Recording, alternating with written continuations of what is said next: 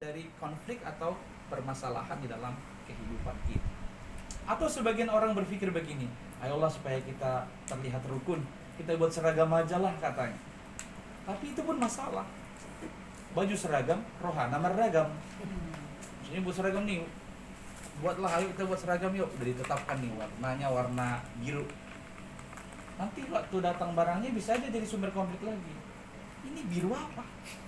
Terus ada yang nanya, nah ini kemahalan, saya tahu vendor yang lebih murah. Nah ini sumber masalah lagi. Jadi bajunya bisa seragam tapi rohanya meragam. Nah ternyata upaya merajut kerukunan dengan hal-hal yang saya sebutkan tadi sering gagal. Maka perlu bagi kita untuk melihat bagaimana kata firman Tuhan. Bagaimana kata firman Tuhan merajut kerukunan dalam persaudaraan ini. Di Roma 15 ini konteksnya ada dua kelompok Kristen, sama-sama Kristen, tapi dari dua latar belakang yang berbeda. Ada Kristen dari Yahudi. Jadi mereka tadinya Yahudi, tapi setelah masa Yesus Kristus lalu mereka percaya kepada Yesus, akhirnya mereka disebut Kristen Yahudi. Lalu ada nanti Kristen dari non-Yahudi, dari Yunani, jadi dari luar-luar Yahudi. Nah, di sini perbedaan antara Kristen Yahudi, Kristen non-Yahudi ternyata dilihat oleh Rasul Paulus menjadi sumber konflik. Karena ada perbedaan pengertian dan pemahaman soal iman kepada Tuhan Allah kita. Itulah yang disebut tadi di situ dengan orang lemah dan orang yang kuat. Jadi orang kuat di situ dunamos dari bahasa Yunaninya, dan orang lemah itu adunamos.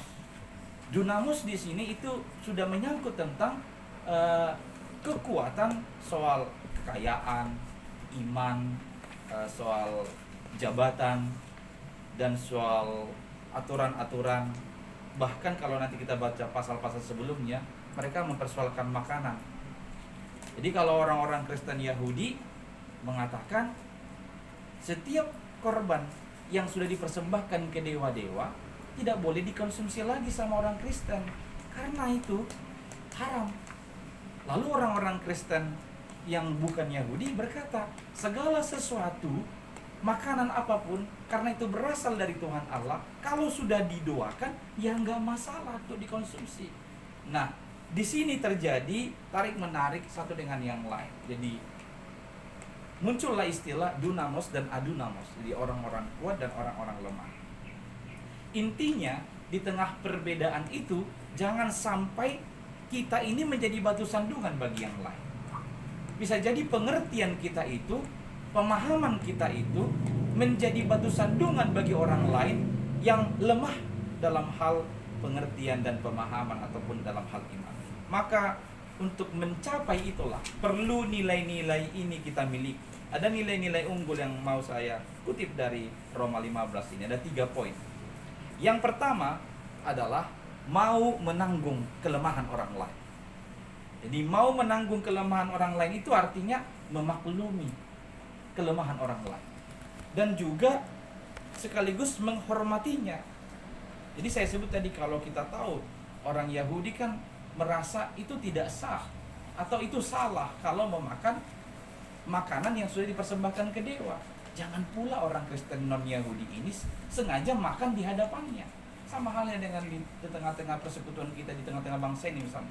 Kita udah tahu nih, dia itu menganggap makan saksang bedua itu haram. Nah, kenapa kita sengaja makan di depan dia? Kan itu jadi batu sandungan bagi dia.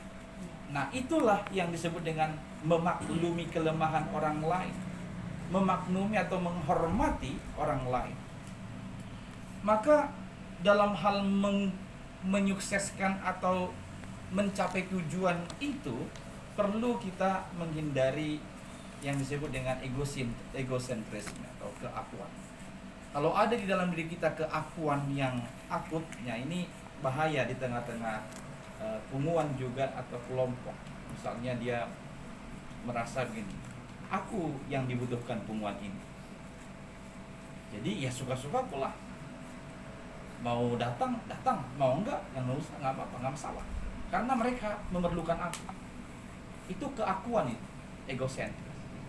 Itu harus dihilangkan, diganti dengan aku yang butuh punguan ini. Maka kalau ada diberikan informasi, dia yang berupaya datang dengan seluruh usaha dia. Jadi kebalik, kalau ada keakuan, dia menganggap dia yang paling penting, dia yang perlu ditunggu, dia yang paling diharapkan. Kalau nggak ada dia, seolah-olah hubungan ini nggak jalan. Nah, itu harus dihilangkan. Jadi egosentrisme yang begitu tidak baik untuk mensukseskan poin nomor 1 ini. Mau menanggung kelemahan orang lain, memaklumi atau menghormati kelemahan orang lain ini, dengan syarat jangan sampai mengabaikan Tuhan. Jadi tadi disebut memaklumi itu untuk tujuan kebaikan. Kita mengalah supaya menghindari konflik, tapi tujuannya untuk kebaikan. Jangan pula kita menjadi mengabaikan Tuhan.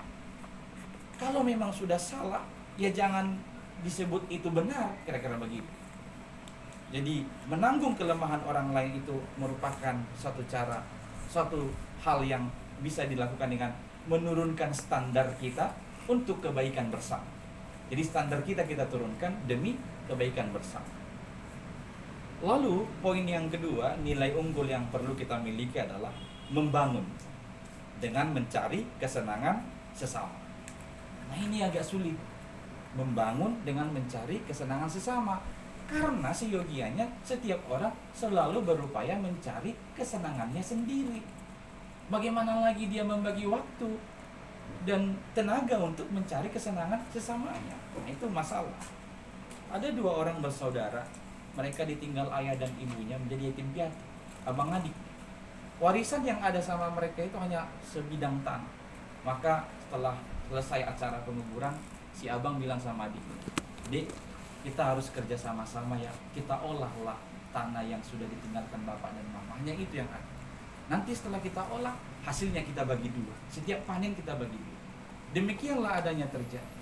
Tapi setelah 1 tahun berlalu, mereka sudah menikmati panen. Jadi panen langsung bagi 2.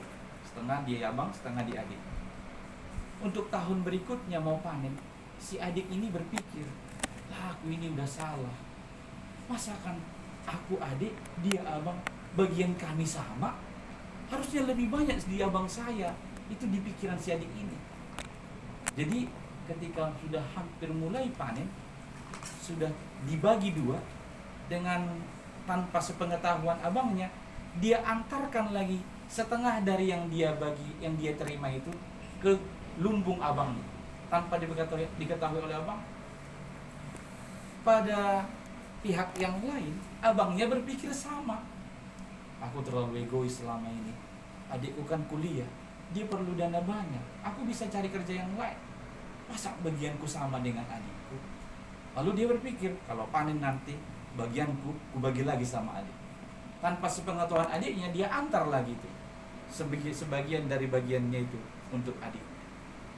Berlangsung begitu sampai satu kali mereka ketemu nih di lumbung.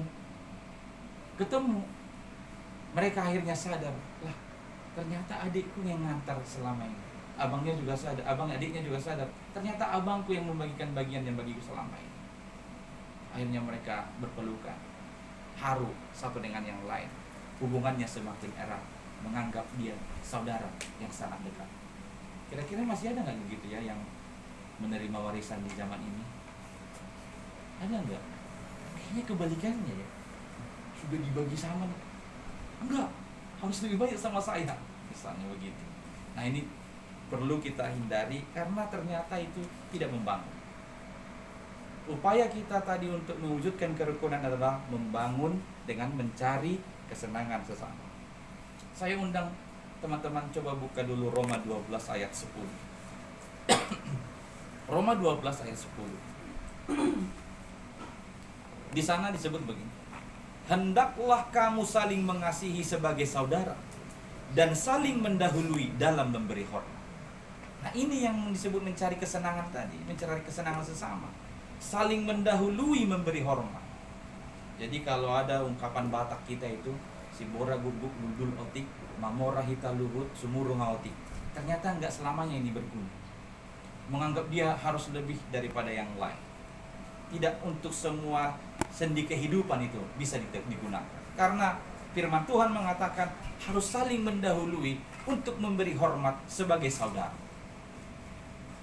Lalu poin yang ketiga nih, yang terakhir, Nilai unggul yang perlu kita miliki adalah ini tidak boleh tawar-menawar. Tekun mempelajari kitab suci. Tekun mempelajari kitab suci. Karena dari firman Tuhan yang ada di kitab suci itulah kita mengetahui apa kehendak Allah atas hidup kita. Dari mengetahui kitab suci, firman Tuhan dalam kitab suci itulah kita mengerti apa kehendak Tuhan lewat pengumuman toga gultom ini. Saya secara pribadi sangat senang melihat masih ada muda-mudi yang berpikir untuk bersekutu melakukan seperti ini. Memulainya dengan ibadah untuk mendengarkan firman Tuhan sebagai landasan untuk setiap kegiatan atau aktivitas termasuk pertemuan ini. Kita tahu bahwa Allah menunjukkan kehendaknya itu lewat firman-Nya yang ada di kitab suci ini. Itu yang kita perlu untuk merajut persaudaraan dan kerukunan tadi, supaya kita ngerti bagaimana mengasihi yang benar ya dari firman Tuhan ini, supaya kita tahu bagaimana mengampuni orang lain ya dari firman Tuhan yang ada di kitab suci ini. Maka tekunlah mempelajari kitab suci, sebab itu yang akan menolongmu untuk mewujudkan kerukunan di tengah-tengah persaudaraan tadi. Dan kita tahu bahwa segala tulisan yang dituliskan di dalam Alkitab ini itu diilhamkan Allah kepada orang-orang kudusnya, yang berfungsi untuk apa? Untuk mengajar, untuk menyatakan kesalahan, untuk memperbaiki kelakuan, untuk mendidik orang dalam kebenaran. Dengan demikian tiap-tiap orang akan diperlengkapi untuk setiap perbuatan baik.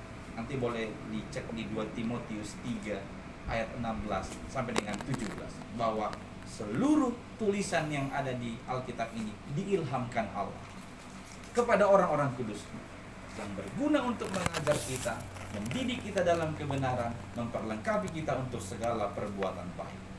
Sekarang saudara-saudari, untuk 3 hal tadi, Kristus adalah menjadi teladan bagi kita. Tuhan Yesus Kristus telah menjadi teladan. Dia memaklumi kelemahan kita. Dia menurunkan standarnya. Dia rela nih menjadi manusia biasa, menjadi seperti manusia berdosa untuk kesenangan kita, untuk keselamatan kita. Jadi Yesus sudah menjadi teladan atas tindakan memaklumi kelemahan orang lain dan menerima kita dengan segala keadaan kita untuk menebus kita dan membangun kita sebagai alatnya di tengah-tengah dunia. Maka pesan saya untuk Punguan Naposo Toga Gultom ini, hidupmu, punguan ini harus menjadi proyeksi dari Tuhan Yesus bagi dunia atau bagi sekeliling kita. Harus memproyeksikan Yesus. Pernah ada seorang bapak, dia terburu-buru mengejar kereta api ke stasiun. Ketika dia terburu-buru berjalan mau ke stasiun, ada anak kecil. Dia membawa keranjang berisi buah, dia jualan buah. Dia terjatuh, si anak kecil perempuan ini terjatuh. Si bapak ini terburu-buru, dia sudah mengejar ini kereta apinya. Tapi karena dia lihat si anak perempuan ini terjatuh, dia langsung berhenti, dia ambil buah yang sudah berjatuhan itu, dia kumpulkan, masukkan ke keranjang, dia tolong anak perempuan itu berdiri. Lalu dia segera berdiri dan mau berangkat lagi. Tiba-tiba si anak perempuan itu tarik kakinya. Terus si bapak bilang, udah deh, saya lagi ngejar kereta. Tapi si anak perempuan itu bertanya, Pak, aku mau tanya, apakah Bapak Tuhan Yesus? Karena kata mamaku, yang mau menolongmu dalam kesulitan hanya Tuhan Yesus. Si bapak itu duduk lalu merangkul si anak perempuan itu terharu. Lihat, si bapak itu telah memproyeksikan Yesus kepada anak perempuan itu. Maka hidup yang demikian yang kita harus tunjukkan. Punguan ini juga harus memproyeksikan. Orang semakin tahu, oh ini Yesus.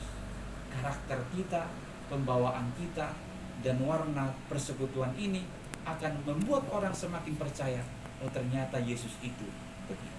Dengan demikian kita akan dipermudah untuk merajut kerukunan di tengah-tengah persaudaraan. Amin. Kita berdoa. Terima kasih ya Tuhan Allah, firman-Mu telah kami dengar pada sore hari ini.